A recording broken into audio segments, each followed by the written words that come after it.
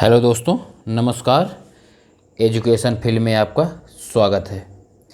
तो हम लोग अपनी संपूर्ण लूसेंट सीरीज एक कहानी की तरह समझ रहे थे। इसको एक समझ के पढ़ रहे थे। तो हमारे वेद ख़त्म हो गए थे, ब्राह्मण ग्रंथ जो भी थे वो भी ख़त्म हो गए थे हमारे तीसरे लेक्चर में।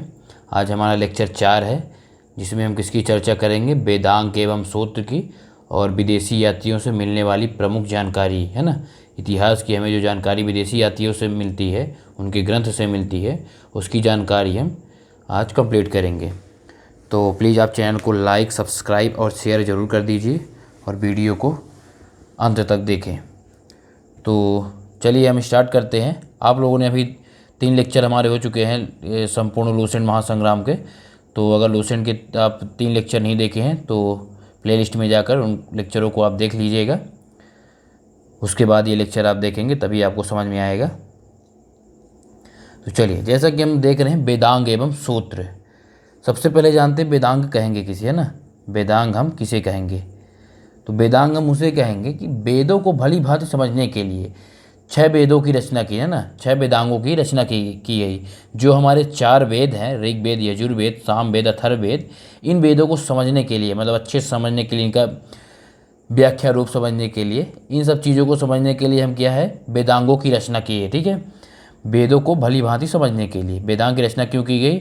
वेदों को भली भांति समझने के लिए। ठीक है, भली भांति समझने के लिए। अब वेदांगों की संख्या कितनी है? वेदांगों की जो संख्या है, वेदांगों की संख्या कितनी है? वेदांगों की संख्या है कुल 6। वेदांगों की संख्या कुल कितनी है? 6 है। ठीक है, ये आपको ध्यान रखना है। वेदांग जो हैं, वेदों को भली बात समझने के लिए इनकी रचना की गई थी। वेदांगों की संख्या है 6। तो 6 अब हम देखेंगे हमारे जो वेदांग हैं 6, वो कौन कौन से हैं। तो हमारे 6 जो वेदांग हैं, 6 वेदांग जो है हमारे, ठीक है, 6 वेदांग जो है हमारे, उनमें से पहला नंबर हमारा शिक्षा। ठीक है, शिक्षा। दूसरा नंबर है कल्प। तीसरा नंबर है निरुक्त। शिक्षा, कल्प, निरुक्त। 6 वेदांग है, मैं बता रहा हूँ। शिक्षा, कल्प, निरुक्त, व्याकरण, छंद एवं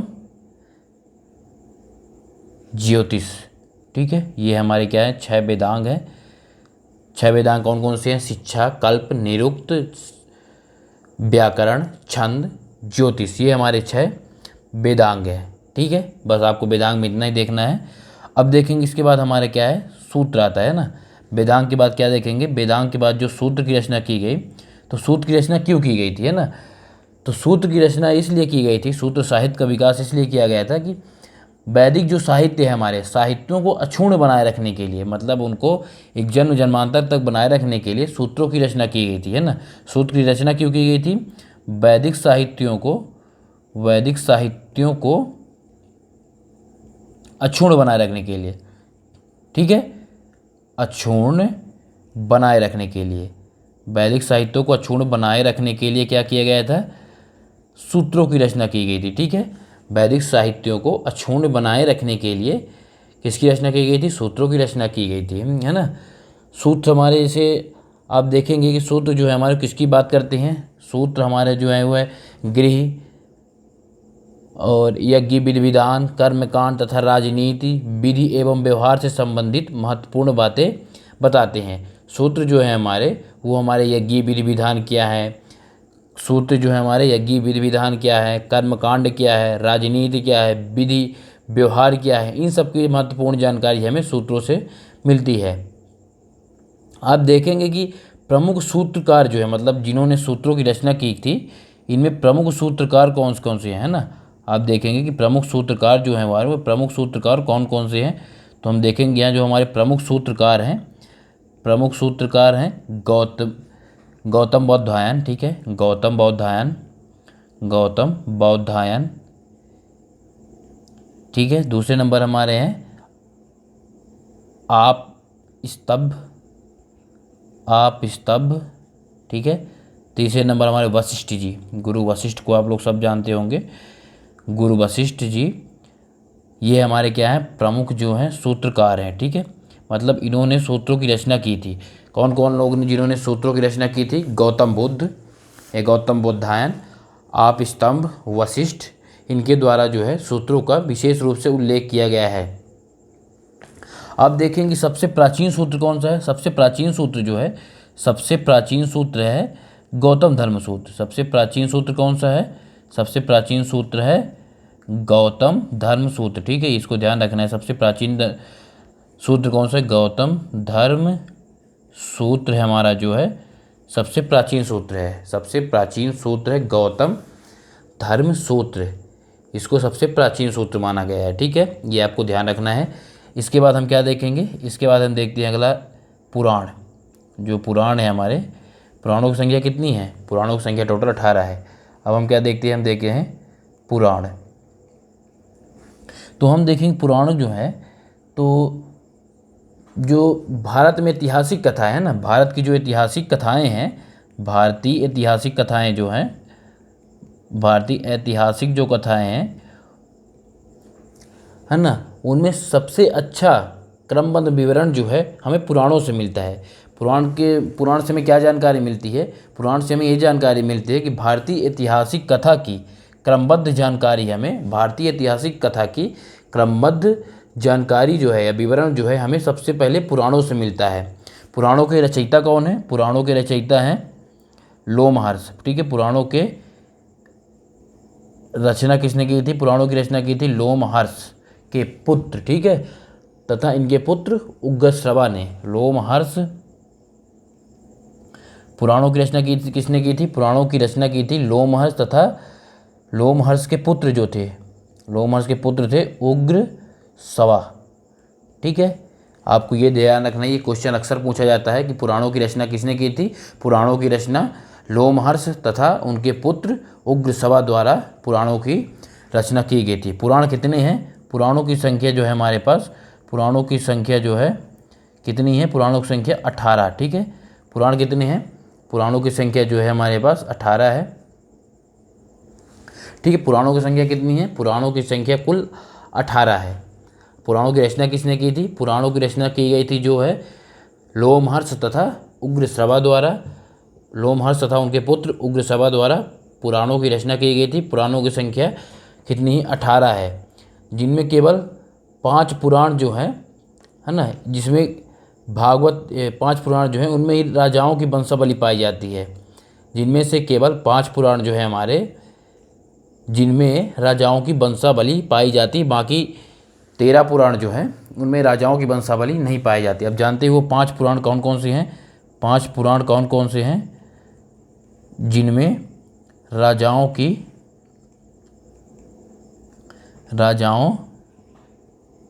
की वंशावली पाई जाती, ठीक है, जिनमें राजाओं की वंशावली पाई जाती है। तो कौन कौन सा है? मत्स्य पुराण, मत्स्य पुराण, विष्णु पुराण,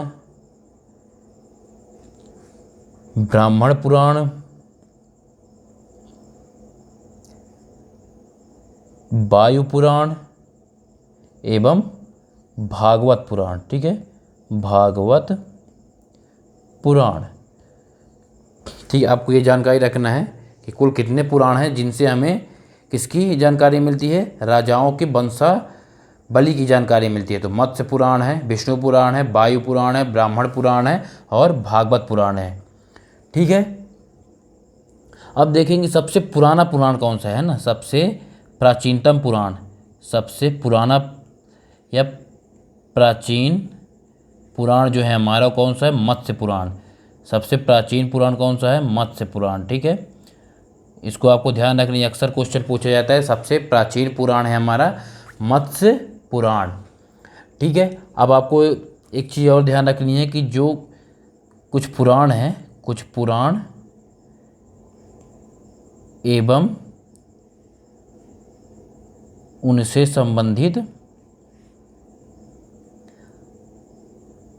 वंश, ठीक है, कुछ पुराण है एवं उनसे संबंधित क्या है? वंश है।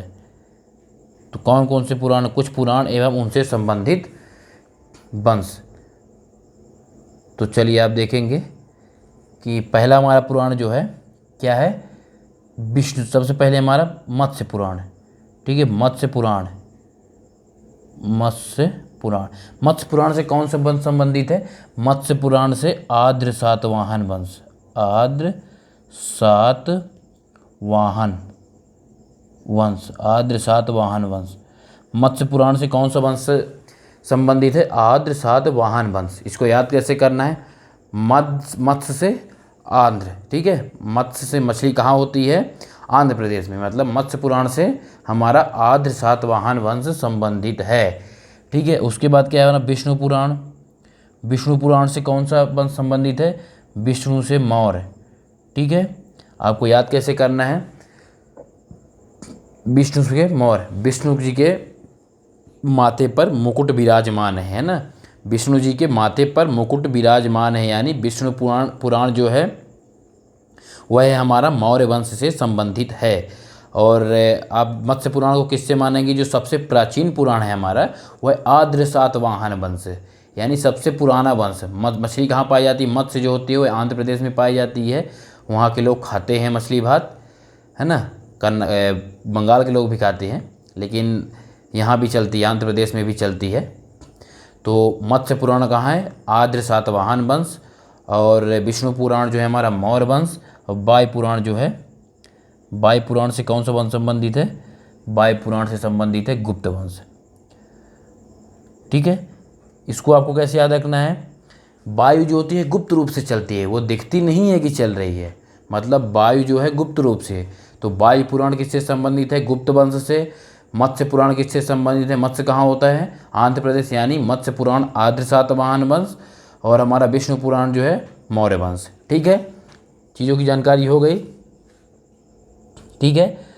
अब देखेंगे जो पुराण है, पुराणों की भाषा, मतलब किस भाषा में लिखे गए, पुराणों को किस रूप में लिखा गया है, ठीक है, किस रूप में लिखा गया है। तो पुराणों को जो है वो लिखने का जो रूप है, अधिकतम पुराण जो है वह सरल संस्कृत श्लोक में लिखे गए हैं। अधिकतम पुराण सरल संस्कृत श्लोक में लिखे गए हैं, ठीक है, सरल संस्कृत श्लोक में लिखे गए हैं। अधिकतम पुराण क्या है? सरल संस्कृत श्लोक में लिखे गए हैं, ठीक है। अधिकतम पुराण जो है हमारे किस रूप में लिखे गए हैं? सरल संस्कृत श्लोक के रूप में लिखे गए हैं, ठीक है। और देखिए इसमें एक अच्छी चीज़ क्या थी? स्त्रियां तथा शूद्र जिन्हें वेद पढ़ने की अनुमति नहीं थी। आपको जानना होगा कि जो स्त्रियां थी, स्त्रियां एवं जो शूद्र थे, उनको क्या थे? वेद पढ़ने की अनुमति नहीं दी जाती थी, ठीक है, वेद पढ़ने की अनुमति नहीं थी। लेकिन पुराण को स्त्री एवं पुरुष क्या थे? सुन सकते थे। पुराण को क्या कर सकते थे? पुराण को सुन सकते थे, ठीक है। पुराणों को ये लोग क्या करते थे? सुन सकते थे। जो स्त्रियां और शूद्र लोग हैं जिन्हें वेद पढ़ने की अनुमति नहीं दी गई थी, वे लोग क्या है? पुराणों को सुन सकते थे। पुराणों का पाठ जो है पुराण अधिकतर पुराण जो है, आप देखेंगे कि अधिकतर पुराणों का जो पाठन है वो पुजारी कहाँ करता था? पुजारी करता था, जो कि मंदिर में करता था। अधिकतर पुराणों का पाठन जो है पुजारी कहाँ करता है? अधिकतर पुराणों का पाठन जो है पुजारी मंदिर में करता है, ठीक है। आपको एक सामाजिक व सांस्कृतिक दृष्टि से, है ना, सामाजिक व सांस्कृतिक दृष्टि से अग्नि पुराण काफ़ी महत्वपूर्ण है। सामाजिक एवं सांस्कृतिक दृष्टि से, सामाजिक एवं सांस्कृतिक दृष्टि से अग्नि पुराण क्या है? सर्वाधिक महत्वपूर्ण है। कभी क्वेश्चन पूछ ले कि सामाजिक व सांस्कृतिक दृष्टि से सबसे महत्वपूर्ण पुराण कौन सा है? अग्नि पुराण, ठीक है। सामाजिक व एवं सांस्कृतिक दृष्टि से सर्वाधिक महत्वपूर्ण पुराण कौन सा है?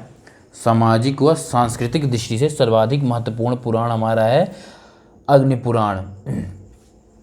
अग्नि पुराण में किसका उल्लेख था? अग्नि पुराण में जो था, अग्नि पुराण में राजतंत्र के साथ साथ कृषि संबंधी विवरण भी दिया गया था। राजतंत्र अग्निपुराण में किसका उल्लेख था? राजतंत्र एवं कृषि संबंधी। ठीक, जो हमारा अग्निपुराण था, अग्निपुराण में सामाजिक एवं सांस्कृतिक दृष्टि से सर्वाधिक महत्वपूर्ण पुराण था। अग्निपुराण में वर्णन किसका था? राजतंत्र का, मतलब जो भी वंश होते थे उनके राजतंत्र का, तथा कृषि संबंधी जानकारी जो है वो किसमें होती थी? वो होती थी अग्निपुराण में। ठीक है, अब आपको जानकारी के लिए बता दूं कि कुछ हमारे बौद्ध एवं जैन साहित्य या अन्य साहित्य भी हैं जिनसे हमें प्राचीन इतिहास की जानकारी मिलती है। तो उनको हमें एक सामान्य रूप से बौद्ध साहित्य और जैन साहित्य जो हैं उनकी जानकारी हम ले लेते हैं और आगे उनको हम बौद्ध जैन ग्रंथ में अच्छे से पढ़ेंगे।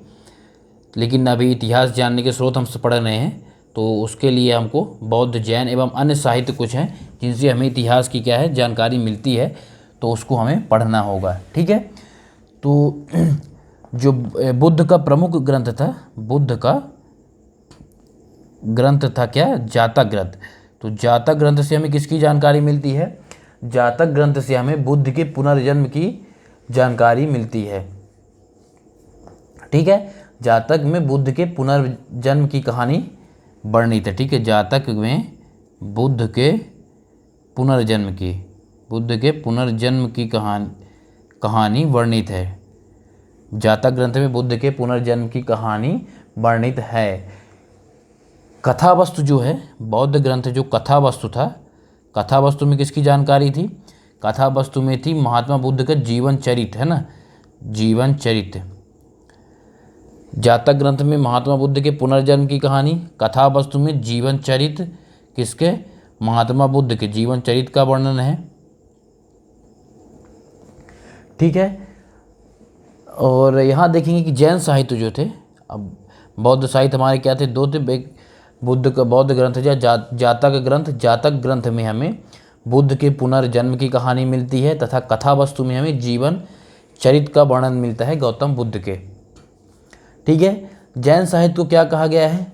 जैन साहित्य को हम क्या बोले हैं? जैन साहित्य को आगम कहा गया है। जैन साहित्य जो है हमारा, जैन साहित्यों को क्या कहा गया था? जैन साहित्यों को आगम कहा गया था। ठीक है, जैन धर्म का प्रारंभिक इतिहास की जानकारी हमें किससे मिलती है? जैन साहित्य को क्या कहा गया था? आगम साहित्य कहा गया था।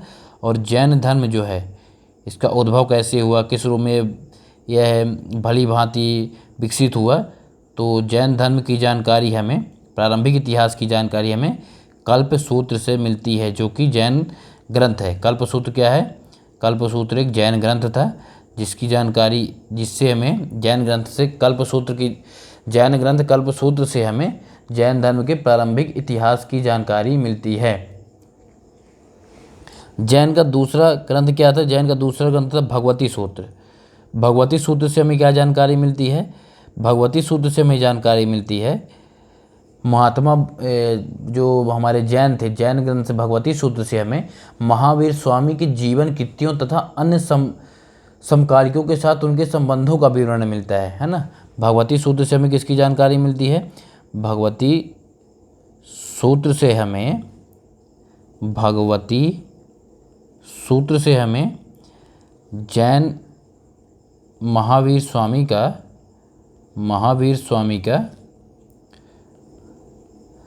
जीवन चरित्र, महावीर स्वामी के जीवन चरित्र की जानकारी हमें किससे मिलती है? भगवती सूत्र से। तथा उनके समकालिकों का उनके साथ संबंध कैसा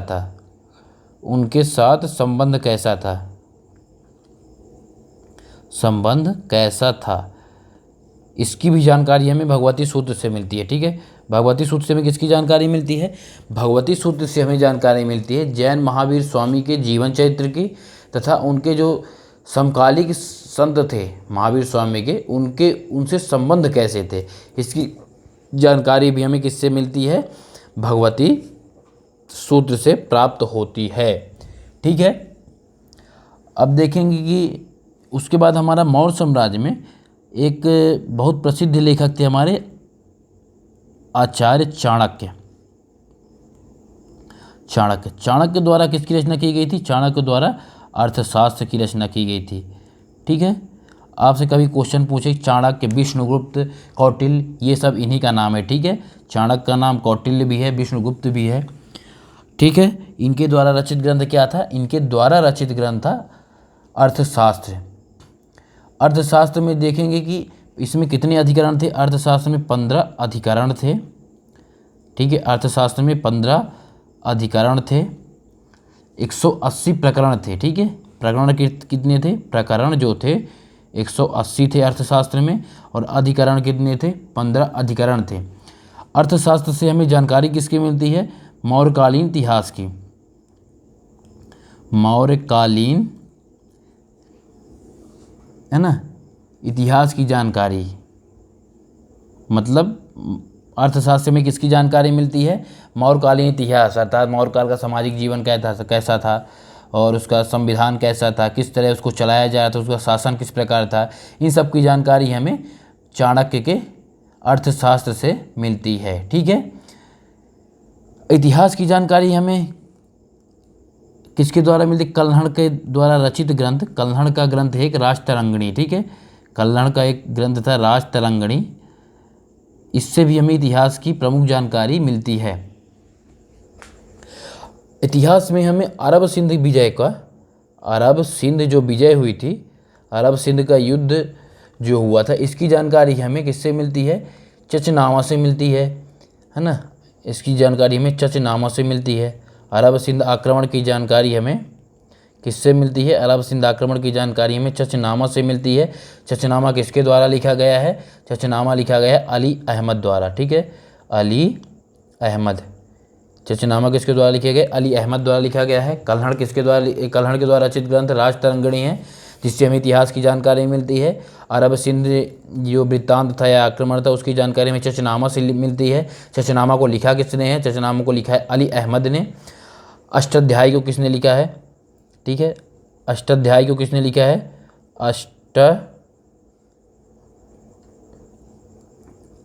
अष्टाध्यायी को किसने लिखा है? अष्टाध्यायी को महर्षि पणिनि द्वारा लिखा गया है, ठीक है। पणिनि द्वारा, अष्टाध्यायी को महर्षि पणिनि द्वारा लिखा गया है। इससे भी हमें इतिहास के मौर्य युगीन राजनीतिक व्यवस्था की जानकारी हमें मिलती है। ये सब जो हम आपको साहित्य बताए हैं, जैन साहित्य, बौद्ध साहित्य या अन्य साहित्य जो है हमारी, इनसे सबसे हमारी इतिहास की जानकारी मिलती है, ठीक है। आपको एक जानकारी के लिए बता दूं कि अष्टाध्यायी जो महर्षि पणिनि द्वारा लिखा गया है, अष्टाध्यायी में पहली बार लिपि का प्रयोग किया गया था। उससे पहले जो ग्रंथ लिखे गए तो उसमें लिपि का प्रयोग नहीं किया गया था, लेकिन अष्टाध्यायी में लिपि का प्रयोग पहली बार किया गया था, ठीक है। लिपि का प्रयोग पहली बार किसमें किया गया है? अष्टाध्यायी में किया गया है। लिपि का प्रयोग पहली बार अष्टाध्यायी में किया गया है, ठीक है। पतंजलि का महाभाष्य जो है, पतंजलि के महाभाष्य में शुंग वंश की जानकारी मिलती है। पतंजलि का महाभाष्य ग्रंथ था, महाभाष्य ग्रंथ से किसकी जानकारी मिलती है? शुंगों के इतिहास का पता चलता है, ठीक है, शुंगों के इतिहास का। अष्टाध्यायी से और हमें इस अर्थशास्त्र, चाणक्य की अर्थशास्त्र किसकी जानकारी मिलती है? मौर्यकालीन इतिहास की जानकारी मिलती है। और पतंजलि के महाभाष्य से, इससे हमें किसकी जानकारी मिलती है? इससे हमें पतंजलि के महाभाष्य से पुष्यमित्र या शुंग वंश के इतिहास की जानकारी मिलती है। यवन आक्रमण जो हुए थे भारत में, यवन आक्रमण की जानकारी किससे मिलती है? यवन आक्रमण की जानकारी किससे मिलती है? गार्गी संहिता से। यवन आक्रमण की जानकारी हमें गार्गी संहिता से मिलती है। गार्गी संहिता किसके द्वारा लिखा गया था? गार्गी संहिता लिखा गया था कात्यायन द्वारा, ठीक है। यवन आक्रमण की जानकारी किससे मिलती है? गार्गी संहिता से। गार्गी संहिता किसके द्वारा लिखा गया था? गार्गी संहिता जो है वह लिखा गया था किसके द्वारा? कात्यायन द्वारा, ठीक है। इतनी चीज़ें, इतने साहित्य हमारे पास है जिनसे हमें इतिहास की जानकारी मुख्य रूप से मिलती है। अब कुछ हम देख लेते हैं जो हमारे चीनी लेखक हुए, है ना, चीनी लेखक भी कुछ हमारे पास हुए, उनसे भी हमारे इतिहास की जानकारी हमको मिलती है। तो चीनी लेखक कौन कौन से थे उनकी जानकारी हम ले लेते हैं, ठीक है। तो चीनी लेखक जो हैं चीनी लेखक जिनसे हमें इतिहास की जानकारी मिलती है। ठीक है, चीनी लेखक जो थे मुख्य रूप से पहले नंबर कौन सा था? फाहियान। चीनी यात्री फाहियान।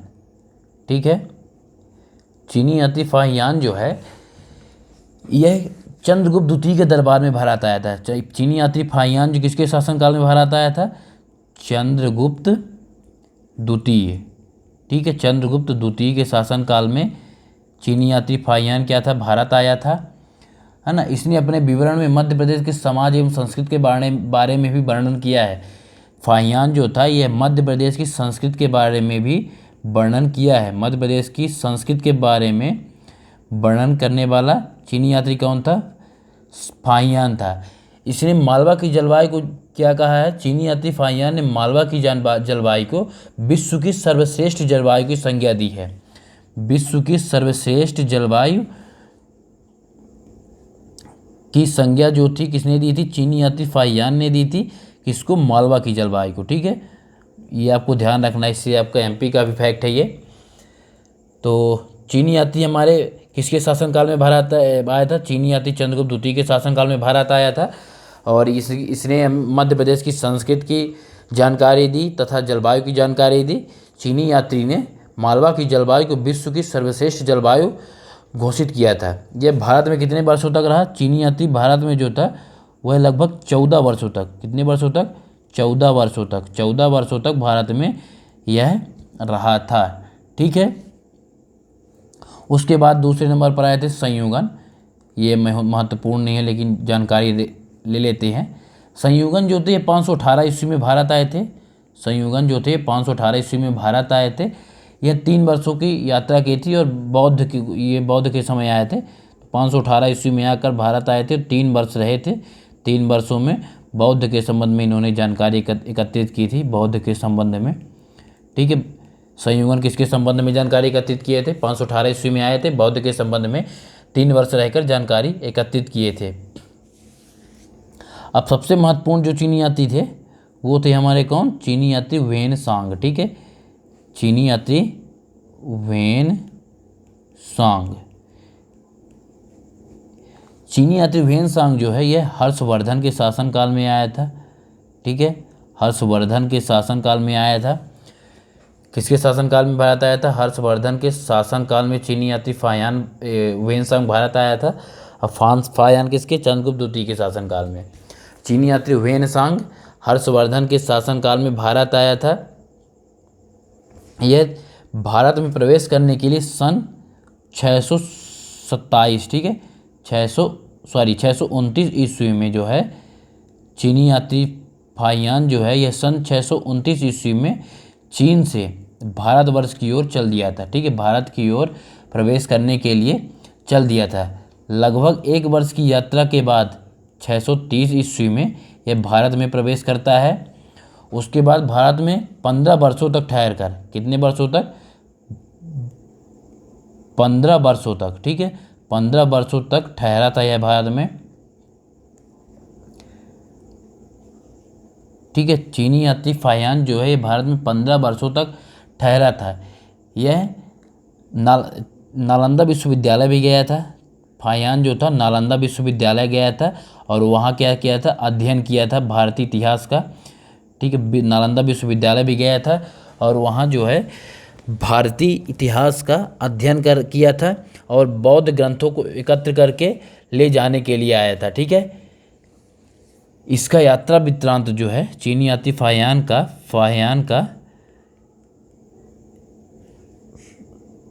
चीनी यात्री वेनसांग का यात्रा वृत्तांत किस रूप से प्रसिद्ध है? सियूकी नाम से। ठीक है, किस नाम से प्रसिद्ध है? सियूकी नाम से। ठीक है, चीनी यात्री वेनसांग का यात्रा या भ्रमण वृत्तांत जो है सियूकी नाम से प्रसिद्ध है, जिनमें 138 देशों का विवरण मिलता है। ठीक है, 138 देशों का विवरण मिलता है। सियूकी में 138 देशों का विवरण मिलता है। चीनी यात्री मतलब ह्वेनसांग में किसके शासनकाल में आया था, इसका रिवीजन देख लेते हैं। चीनी यात्री ह्वेनसांग जो है हर्षवर्धन के शासनकाल में भारत आया था। ये भारत में लगभग 15 वर्षों तक था। 629 ईस्वी में चीन से चलना प्रारंभ किया था। 630 ईस्वी लगभग 1 साल बाद भारत पहुंचा था। और ह्वेनसांग के यात्रा वृत्तांत को जो है सियूकी नाम से प्रसिद्ध किया गया है, जिसमें 138 देशों का विवरण मिलता है।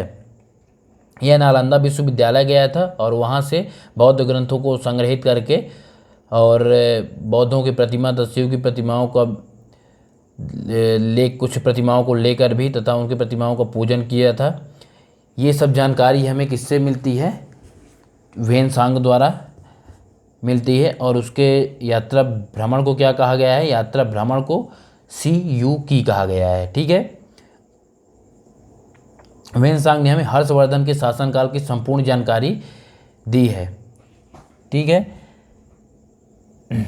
नालंदा विश्वविद्यालय जो था हमारा किसके लिए प्रसिद्ध था, एक क्वेश्चन बनता है, नालंदा विश्वविद्यालय किसके लिए प्रसिद्ध था। नालंदा विश्वविद्यालय जो था यह है हमारा बौद्ध दर्शन के लिए प्रसिद्ध था। ठीक है, नालंदा विश्वविद्यालय बौद्ध दर्शन के लिए मुख्य रूप से प्रसिद्ध था। ठीक है, ये जानकारी आपको रखना है। नालंदा विश्वविद्यालय बौद्ध दर्शन के लिए मुख्य रूप से क्या था, प्रसिद्ध था। ठीक है, अगर कुछ और जानकारी आपको चाहिए तो ले लीजिए एक्स्ट्रा फैक्ट के रूप में। ह्वेनसांग जब नालंदा विश्वविद्यालय में अध्ययन करता था, ह्वेनसांग जब नालंदा विश्वविद्यालय में अध्ययन कर रहा था तब वहाँ का प्राचार्य कौन था, तब वहाँ का प्राचार्य जो होता है ना, कुलपति जिसे बोलते हैं आप, वो कौन थे, कुलपति कौन थे, शीलभद्र थे। ठीक है, जब चीनी यात्री ह्वेनसांग नालंदा में था तो वहाँ का कुलपति कौन था, शीलभद्र जी थे। ठीक है, वहाँ के कुलपति कौन थे, वहाँ के कुलपति थे शीलभद्र। ठीक है, और इसके बाद हमारे पास कौन है, इसके बाद हमारे भारत में आए इत्सिंग। तो इत्सिंग के लिए आप देखेंगे यह भारत में 7वीं शताब्दी में भारत आया। इत्सिंग जो था ये 7वीं शताब्दी में, ठीक है, 7वीं शताब्दी में भारत आया था इत्सिंग। और इसने अपने विवरण में, इत्सिंग ने विवरण किसका दिया, इत्सिंग ने अपने विवरण में नालंदा विश्वविद्यालय, विक्रमशिला विश्वविद्यालय, विक्रमशिला विश्वविद्यालय का वर्णन किया है। ठीक है, विश्वविद्यालय का वर्णन किया है। इत्सिंग जो था यह भारत में कब आया, इत्सिंग जो था यह भारत में 7वीं शताब्दी में भारत आया। इत्सिंग ने 7वीं शताब्दी में भारत में एंट्री की है, भारत में प्रवेश किया। इसने अपने विवरण में नालंदा विश्वविद्यालय और विक्रमशिला विश्वविद्यालय और अपने समय के भारत वर्णन किया। जब ये 7वीं शताब्दी में आया था तो जो उस समय भारतीय इतिहास में चल रहा था उसकी जानकारी दी इसने अपने विवरण में, तथा नालंदा विश्वविद्यालय और विक्रमशिला विश्वविद्यालय की जानकारी दी गई थी इत्सिंग के द्वारा। ठीक है, तो आज हम आप क्लास यहीं ओवर करते हैं।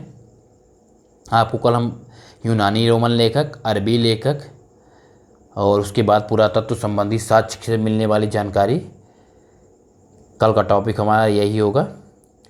तो आज का लेक्चर ख़त्म करते हैं। धन्यवाद।